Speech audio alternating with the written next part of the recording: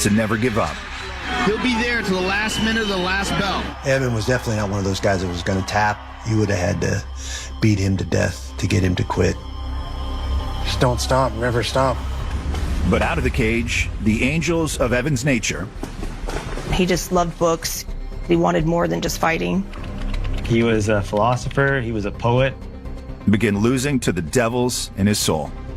Evan lost his mind. You would see stacks and stacks and stacks of beer cans. And I was like, dude, we got to slow down. Evan picked up a big knife in the kitchen and was like, what the did you say?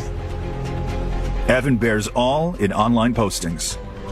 I have this idea, though, that I need to be able to make my voice heard. It is in failure that a man is forced to truly look at himself and those around him. But what really happens to end his life? Former UFC middleweight champion Evan Tanner is dead. Was this accidental? Was this intentional? I could believe either story. That question remains a heartbreaking mystery. I can't. I'm sorry.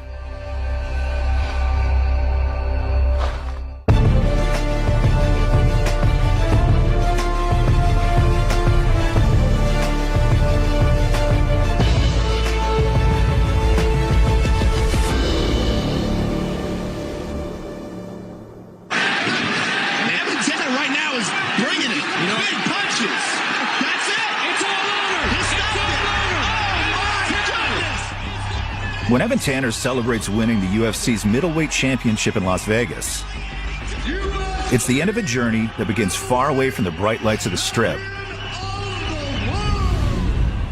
in Amarillo, Texas. It was a tough town, especially back in the 70s and 80s. The real Wild West. My name is Dina, and I was Evan's lifelong friend. I think I probably met him in maybe 4th or 5th grade. He was more on the quiet side. He wasn't going to come play cops and robbers. He was on his bike. He was out adventuring. He was just a little bit different. Being a loner makes Evan a target, but not an easy one. A few mean kids tried to jump on him behind the dumpsters, and he put it on all 3 of them pretty much at the same time. After about 5th grade, nobody was trying to bully Evan Tanner. And that's kind of, in my mind at least, when the lore of Evan Tanner was born. In 1987, Evan joins Amarillo Caprock High School's wrestling team. To his friend Dina, Evan is a natural. He just hit the genetic Powerball with his physique. We started in around 10th grade, and by 11th and 12th grade, he was a back-to-back state champion. By the time the senior year happened, I mean, everybody knew Evan. He did kind of fall into it, the wrestling part. I'm Wade Golston, Evan's oldest and closest friend. He disappeared after high school, you know, doing different adventures and stuff.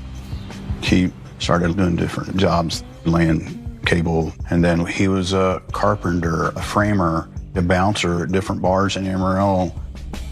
Amarillo, Texas is a great place to raise families, but it is not some place that Evan wanted to stay. He wanted out of there, and he didn't want to come back. But Evan does. Returning in 1997 when he discovers a newly founded fight promotion in Amarillo called the USWF. When it was originally started, it was basically a boxing ring set up in the middle of a rodeo arena. It was gritty, it was raw. It was basically MMA, but it was open palms and not closed fists. It really started being a pretty big deal in Amarillo. Well then, boom, Evan decides he would join the heavyweight tournament. And he wins the championship, beating 3 opponents in one night. It's the beginning of a new career and Evan's ticket out of Amarillo.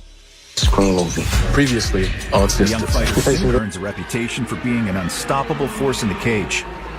and he would just go in there and chop them down like a tree. They couldn't deal with his knees, submissions and grappling. He was just next level. He found something that he was kind of good at, and he did it.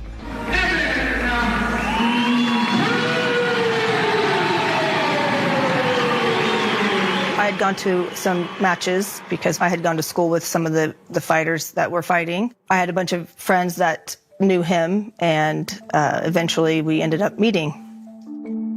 My name is Danita Riggert, and I was in a relationship with Evan Tanner for almost 7 years. He was very shy, very quiet.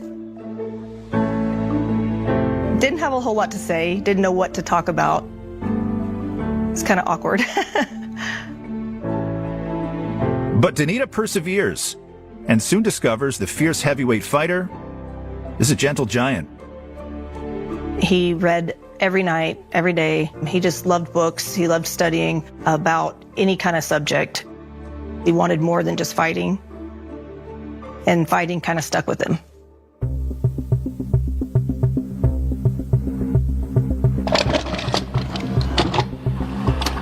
He said, "Oh, I got these tapes."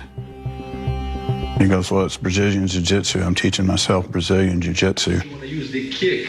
First of all, you want to use the kick so that you can close the distance. He would watch other fighters and study them because he couldn't afford lessons or training. And he decided that that was one way to learn and be self-taught. Several ways to do that, and I'm going to use my brother Royce. Brazilian Jiu-Jitsu master Rorion Gracie is one of the originators of the UFC, and his family's brand of grappling and submission techniques is the gold standard for young fighters like Evan. I'm going to bring my hand through it. If I'm swimming inside... I just don't know how you watch a VCR tape of Royce Gracie and then go do what he does in a real fight. But Evan does just that, soon traveling to Japan to fight in their Pancrase hybrid wrestling, a dangerous mix of fighting techniques that seems to fit Evan's self-taught style. Previously, all distance. You're facing very serious charges. I didn't mean to confess. What's wrong?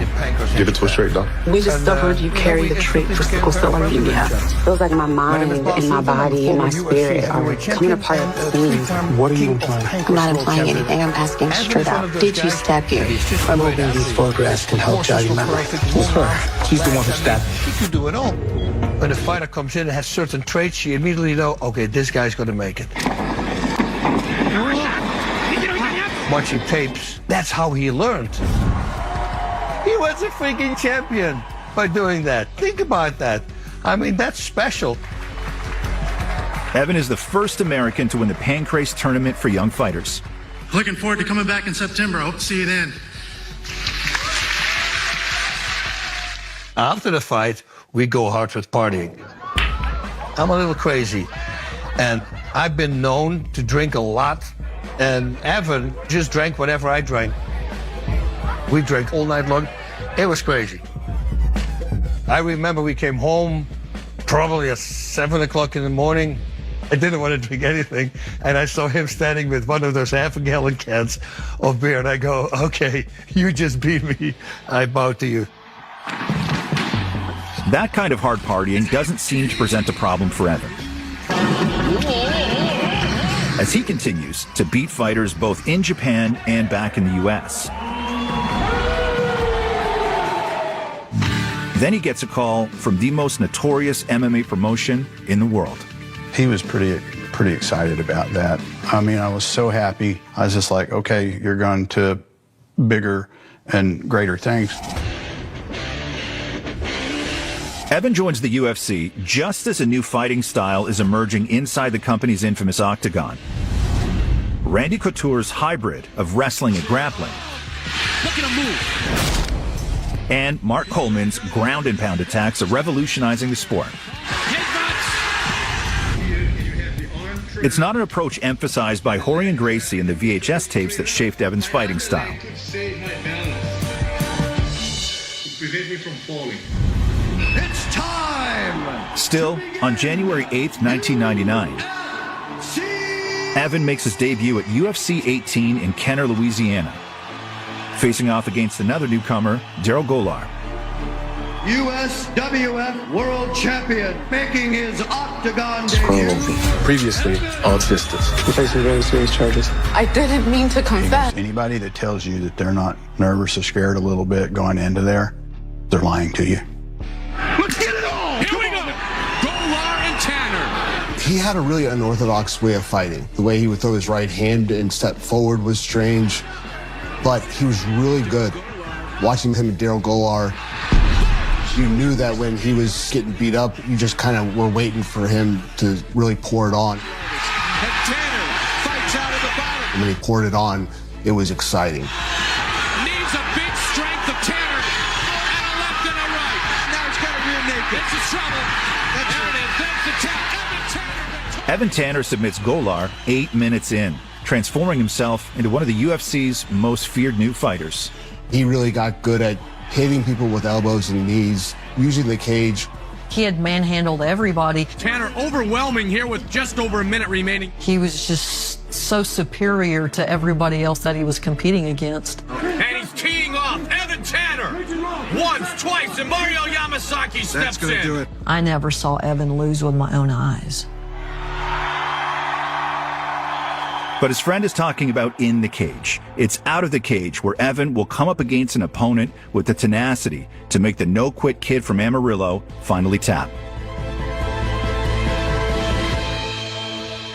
To my coaching mode, I see nothing but the court.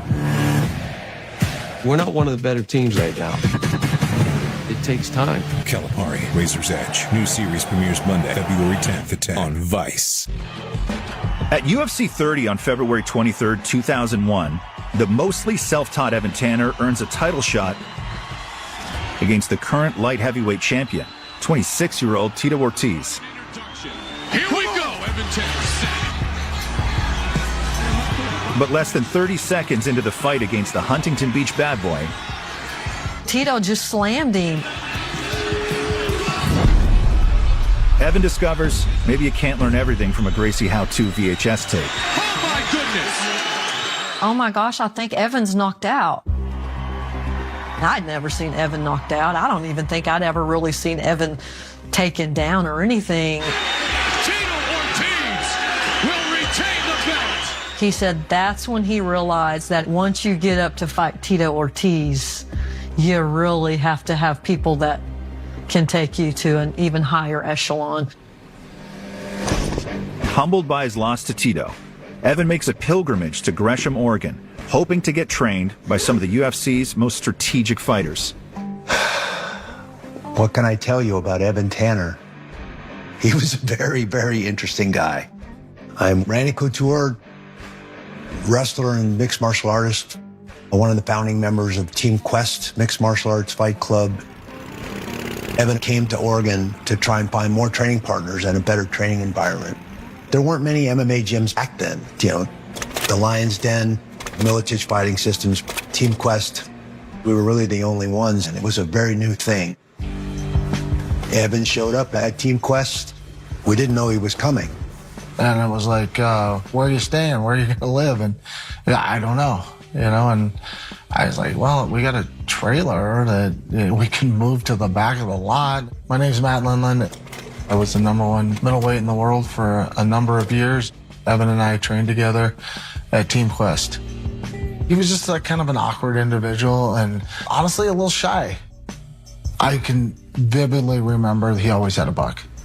Whether it was Buddhist or some other spiritual religion, but he also read just classic novels. Like, dude, what are you reading? Oh, I'm reading Moby Dick. I'm part of this book club. These classic books, I get a new one every month. He was just such a loner and kind of just kept to himself. Along with reading, Evan, an early adopter of the social media site MySpace, also starts writing to express himself online. His posts read like pages from a personal diary. He kind of had this whole online presence. He put himself out there with all this philosophy and ways to approach life. Believe in the power of one. It's a motto. Believe that one person can change the world. Your words and actions resonate out eternal. So I was probably 20 years old. first-year university student, a bit misdirected. And when I found Evan's MySpace page, a lot of what he was sharing resonated. My name is Ian Daw, and I was Evan Tanner's roommate, friend, and training partner. Evan's MySpace page, it was a massive catalog of experiences. He was a poet, for sure. For Evan, that was his personal contact, I think, through those engagements, because he was such a loner most of the time. Even though he's now at a training facility, Evan doesn't abandon his habit of self-educating himself. He was carrying around Judo Gene LaBelle's Encyclopedia of Finishing Holds. And he was studying those finishing holds, and most of the tactics and technique that Evan had at that stage of fighting, he'd learned from that book. He was this self-trained lone wolf. I got here on my own. I don't need to be a part of something. But to be the best in the world, you have to have a team. You have to have a coach. I mean, there's a lot of things you need to be successful in this sport. You got to have a strong mind. You got to have a healthy body. You got to have skills, and you got to have a desire to win. In the gym, Evan comes alive. Lindland and Couture discover the shy young fighter is an eager student. He was a great workout partner. Very technical, very physical, very athletic. He was a workhorse.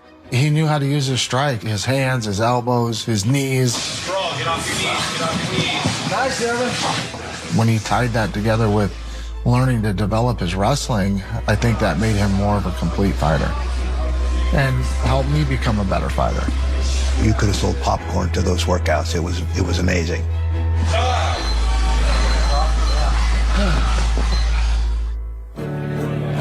Outside of the gym, Couture discovers how alcohol can transform Evan. In some ways, for the better. Most of the time, he was very stoic. He kept himself pretty guarded, but when he had a couple beers in him, the veil would come down and we'd see that gregarious side of him and that fun and loving side of him. I think he just felt maybe more relatable, more connected with people when he was drinking. There was an occasion or two where he showed up to practice smelling like he'd been drinking, which is just a no-go. And I remember talking to him once about that. You know, it's just not a good idea to come to practice that way. But he was also very respectful and said, you know, you're right. And it didn't happen again as far as I know.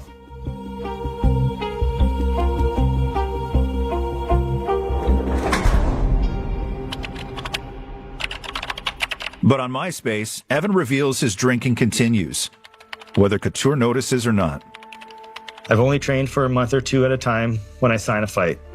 Sometimes I've put down the alcohol, sometimes I haven't. I keep having this idea of what I could do, what I could be if I put the vices aside and dedicated myself to the sport. At the time, I was struggling with drinking too much and not taking care of myself. Evan's MySpace page was a lighthouse through the storm. Evan's on-again, off-again commitment to stay off alcohol pretends other commitment problems. He wasn't really big on telling me that I was his girlfriend. He would really never say, I love you, or that he really cared for me. That was not his thing. When he decided to move to Oregon, I think he felt the need to propose so that I didn't stay behind. When he did ask me to marry him, I said yes. No hesitation. I was excited. I didn't know really where it'd take us, but I enjoyed just being kind of a free spirit with him, and whatever came around, we did.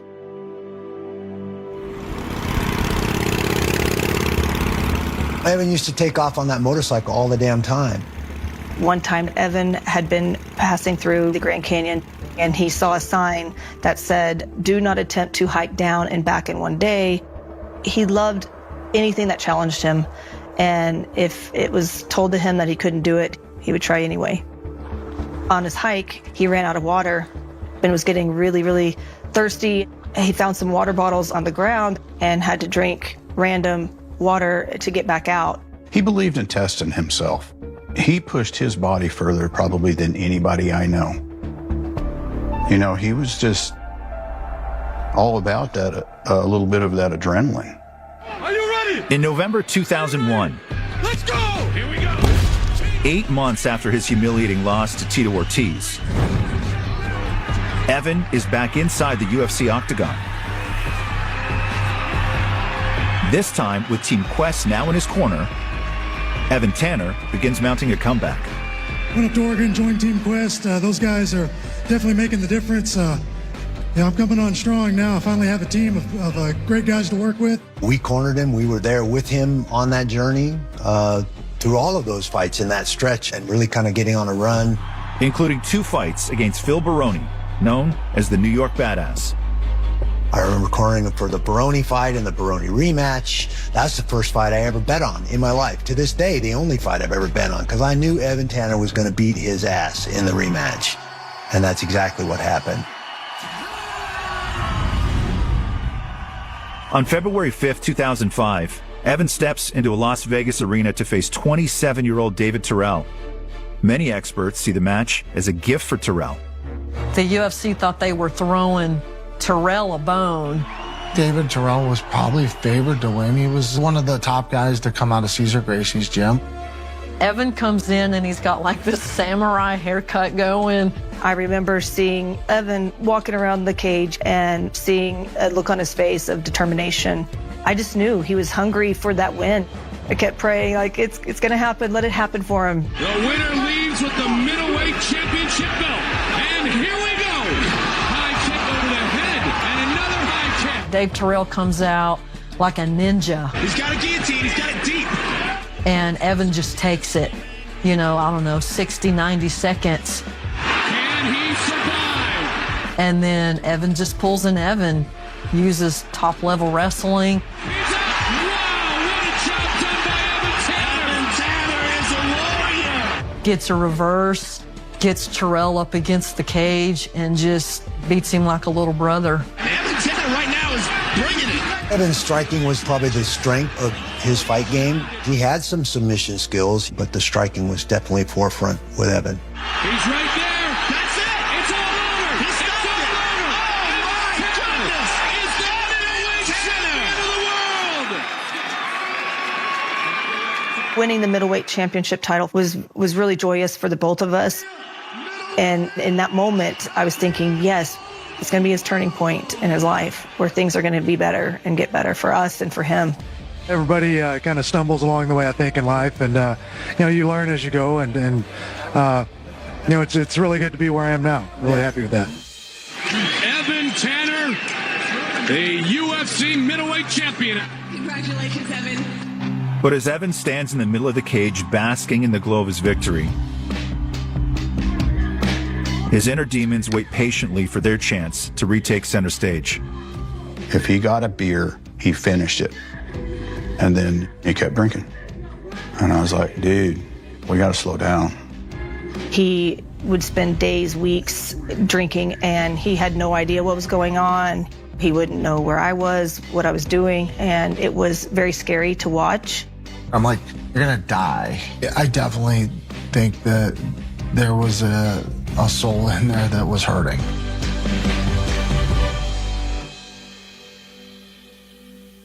He was scared of what it would take to continue to be that champion. He didn't want to disappoint himself. He didn't want to disappoint me. I think that's when he started really spiraling. The training went out the window. The eating right went out the window. And it was heartbreaking to see him crumble after such a great accomplishment. One morning, I remember coming into the house, and, there were stacks and stacks and stacks of beer cans. Like there was a whole wall that he'd taken the time to stack all those cans. It literally covered the entire wall. There wasn't a place on the counter where you could set an empty beer can without 4 or 5 more falling off the counter. That was the first time I was like, wow, okay, this guy does drink a lot. I mean, this is real. There's a problem here. That problem soon could have dangerous professional repercussions. The UFC schedules Evan to defend his middleweight title against Rich Franklin, a 30-year-old former math teacher coming off a victory against the famed Ken Shamrock. Rich was the hot thing at that time. That was really, really doing well. Evan Tanner has the title, and I want a piece of it. When Evan was preparing for Rich Franklin, he hadn't done the preparation like he had before. I hadn't seen him for quite some time in the training. He just ghosted. He hadn't been training. He hadn't been sober long enough. And I was hoping he wouldn't take the Franklin fight, but he had taken it anyway because it was in his contract and he needed to take it. To make a living, to pay your mortgage, to feed yourself, you take the fight, even if you're not ready. With Donita ringside praying for a miracle, Here we go. Evan steps into the octagon to face Franklin. Man, Rich Franklin is a beast. It ended up going many, many rounds.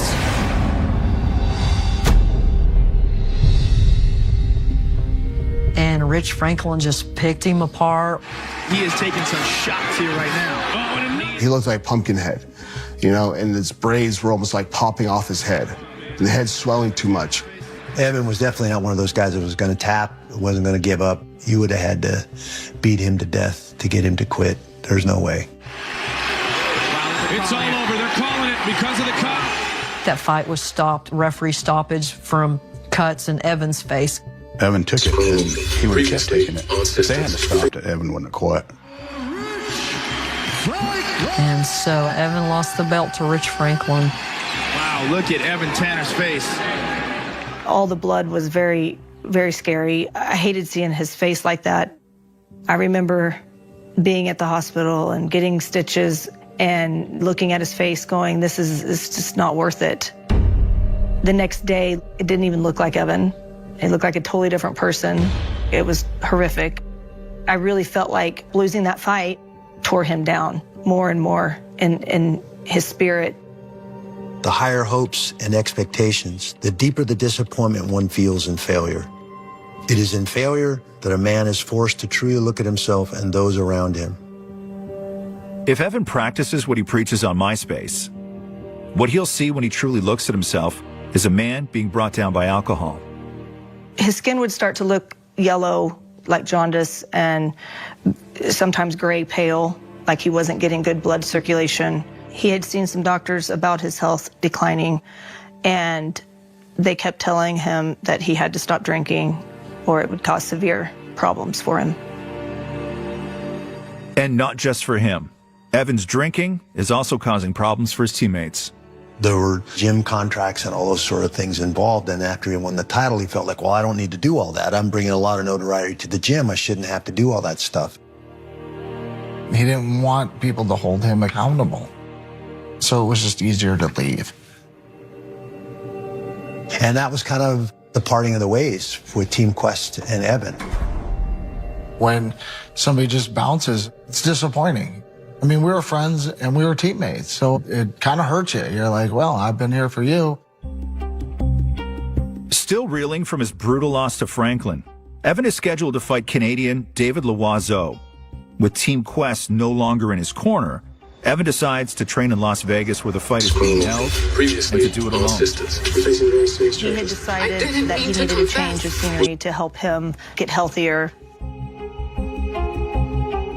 When he got there, I didn't hear from him for over 3 weeks. He wouldn't return phone calls, text messages, things like that. I was pretty upset and mad at him for no communication. I had no idea where he was at, what he was doing.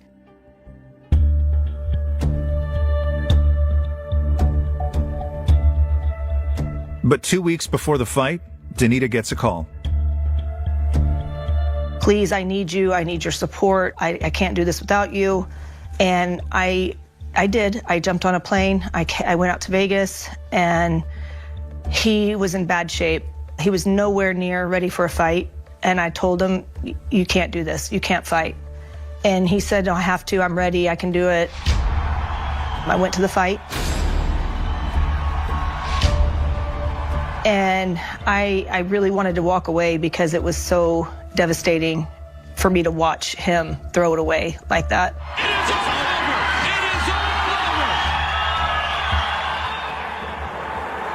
In Vegas, Evan gambles with more than just his health. After fights, Evan, especially if they were at a casino, he'd celebrate a loss by drinking and gambling. And I remember a particular fight that he cashed his check at the casino, and I think he spent over half of that check at the tables. He would waste all of our money. We wouldn't be able to pay bills, and it would be frustrating when he would be spending a lot of money that we didn't have. It's a tumultuous year for the couple, and by December of 2005, Danita is ready to throw in the towel. It was nothing but drinking. He struggled with eating. He couldn't keep things down. It'd make him really sick. He just kept thinking that he could sober up and he'll make things better with me when he's sober. But I knew deep in my heart he wouldn't. The day I moved out of our house, he was so intoxicated he did not know I had even left. That hurt him more than anybody will know. I had to talk him out of taking that engagement ring and smashing it with a hammer. Danita left him, and Evan gave me a phone call. Was like, "Hey, do you want to get some? You want to go drink?" I was like, "Yeah, dude. I'm 21. Let's have fun." At the time, another MMA fighter was living with me, and we started drinking with him. We ended up in the kitchen, and I remember we started talking about Danita, and that was like a really sore subject. You could tell. What I understood from the story that Evan told me was that he shot a gun into the garage, like into the floor of the garage, and he thought it was hilarious. And Danita was really upset. She thought he killed himself, and she didn't want to be around that kind of stuff. And his buddy of mine says, "Forget about her. She's a whore." And Evan lost his mind. Evan picked up a big knife in the kitchen and was like, "What the f did you say?" Like serious, like shaking almost. It was like, oh shit. And I remember getting in Evan's face. I just got kind of aggressive and yelling like, "Hey, put that the F down, man. What are you doing? Put it down." And I hear the knife drop, and we start fighting, like physically fist fighting. And he's like, "Malachi, I like you, but you gotta get the f out of here."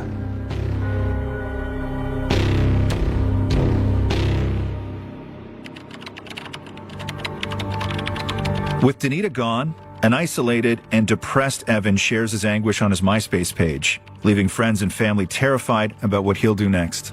I'm so far gone, living on the road, drinking myself into oblivion, that in moments of weakness, I wonder if I can make it back.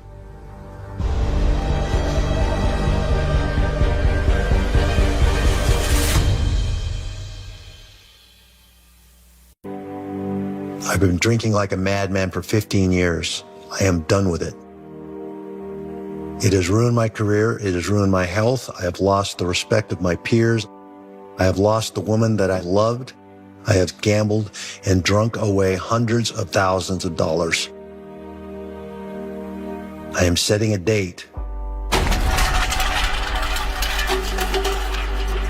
And on that date, I will stop drinking. That will be the day I begin to be a better man. He went through several days of withdrawal. I mean, bad. And that's very dangerous to do. A lot of people die doing that. And he just did it. He didn't touch it again. Once he set the date, that was it.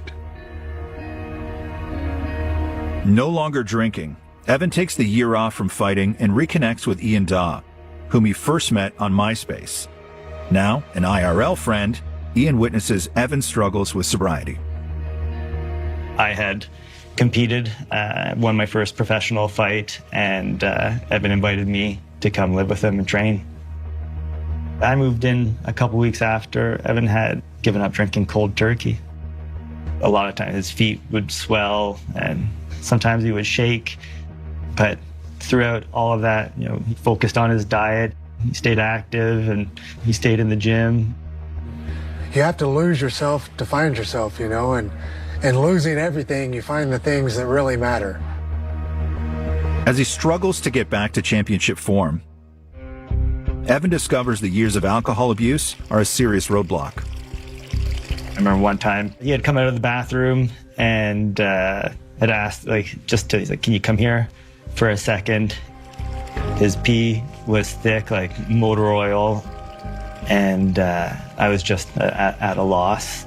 He said that he was like a NASCAR vehicle with no engine. So he looked good, but internally he was really struggling. Then in early 2008, Evan agrees to a UFC fight.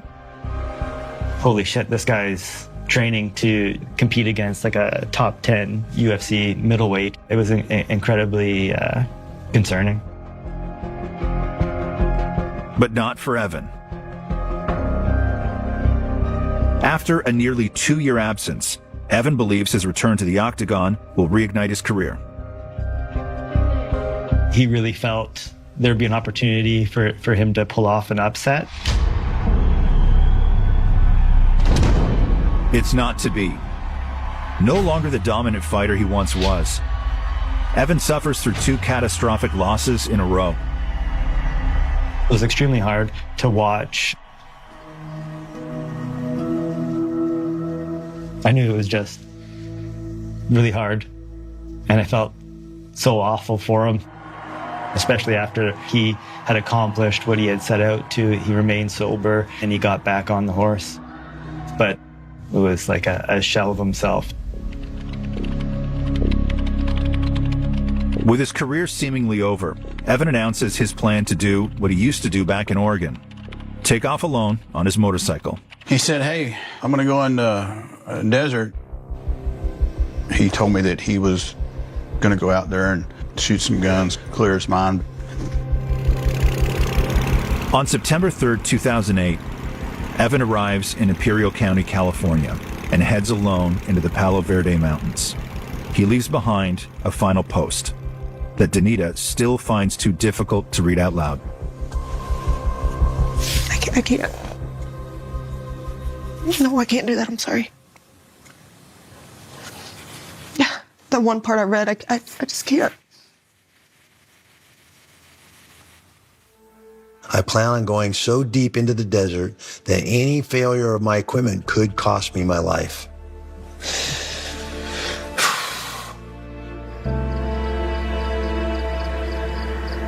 From deep in the desert, Evan makes a call to his oldest friend. He goes, I'm surprised I'm getting a signal. And leaves behind the last clue to what happens next.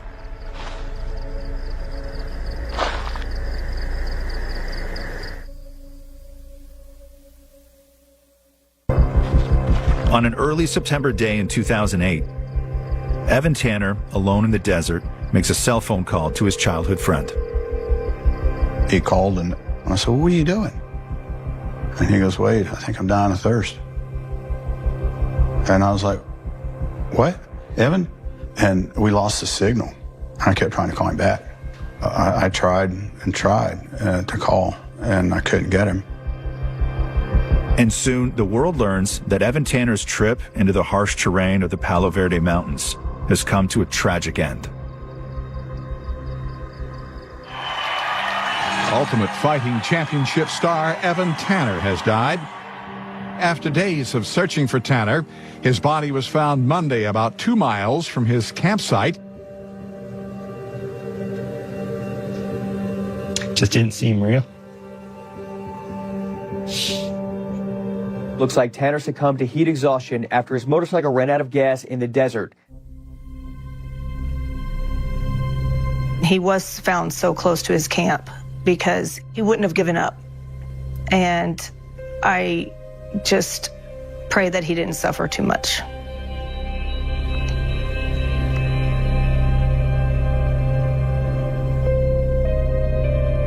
The coroner rules Evan's death is accidental, but others aren't so sure. Did he do this on purpose? Did he go out into the desert to kill himself? Was he that unhappy? Did the demons catch up with him? He went to the desert on his motorcycle with a very limited water supply. To me, it sounded like, okay, maybe he just wanted to, spend some time in the desert and not come back. That's how I took it. It's something I really didn't know going into the sport, how wounded a lot of these individuals are that are attracted to the sport. I mean, our coach at Team Quest, Robert Follis, went out in the desert and shot himself. There's a lot of people that are just hurt and they don't know how to heal. Honestly, I don't see Evan going out there to take his own life. I just don't see Evan being that guy. I think it's a ego-driven thing where it's like, I think I might die, but you don't actually believe it. Because he's done this a million times with a million other things that were dangerous. So why shouldn't he get through this one? So I do believe that it wasn't a suicide. I believe it was a suicide mission. He made a mistake and it cost him.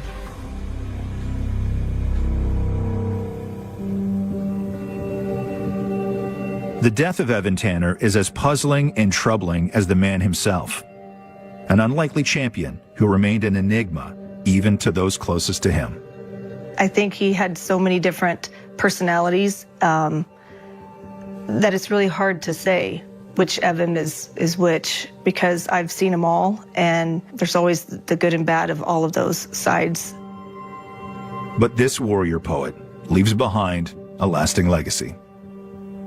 Here's this very, very accomplished athlete that set out through thick or thin, against all odds, to be successful in something that he was passionate about. And that's how I think he'd want to be remembered. He was a friend, he was a fighter, he was a philosopher. The world's about our interactions with our fellow humans and what kind of enjoyment that brings us. Not what can you do for me, what can I do for you, basically. Take the world to be a different place, be a cooler place.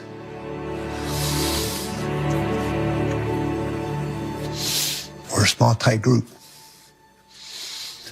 We make each other bleed on a daily basis so that we don't bleed in that cage. And he was a brother in arms.